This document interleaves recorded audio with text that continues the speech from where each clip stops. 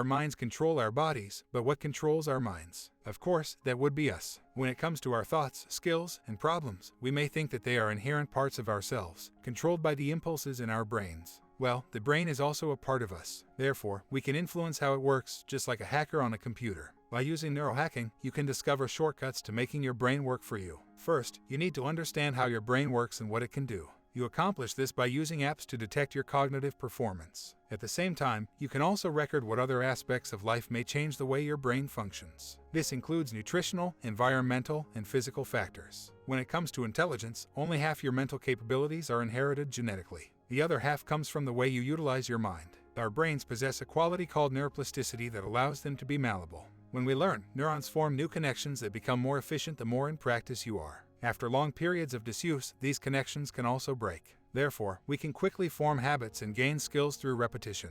While you are ultimately in charge of your brain, lots of thought processes go on automatically. Your executive functioning controls this. It determines the way your brain works as if it's the boss in charge of his employees. Like a company, executive functioning has different departments. These are working memory, inhibition, and flexibility. The first allows you to pick up and collect information, while inhibition prevents you from rushing to do something with those bits. Flexibility lets you put things together and look at issues from different angles. You can improve your executive functioning by practicing the skills involved in these three branches. For inhibition, the Stroop color and word test is your best bet. The task requires you to decipher the meaning or color of the word. One way to hack your performance is by putting on something that makes you feel organized, like a professional outfit. If you tell yourself that your clothes can increase your executive functioning, as proven in studies, you will find yourself doing better at the test. For some reason, we tend to think about our thoughts and emotions being at odds with each other, believing that the former originate from our heads, while the latter our hearts. This isn't true. Like our thoughts and executive functioning, we can train and control our emotions. The way we feel is significant. By learning to handle the heady potency of our emotions, we can make our way through life much easier. After all, if you can't rein in your panic and nervousness before an interview, you won't get the job. One way to neurohack your brain into better emotional self-regulation is through meditation.